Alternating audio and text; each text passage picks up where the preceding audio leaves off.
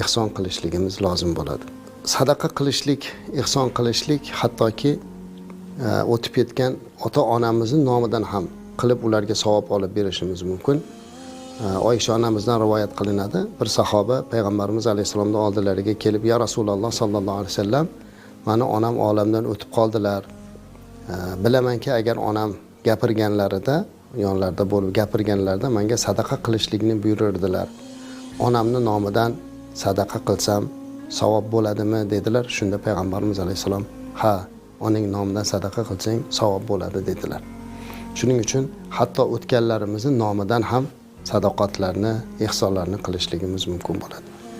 Sahoba ikromlar o'zlarining moli, dunyosini hammasini mana shu ehson qilib, kambag'al yetim yesirlarga berib, buni orqasidan juda ko'p mukofotlar olganligini tarixlarda keladi. Abu Dahdah roziyallohu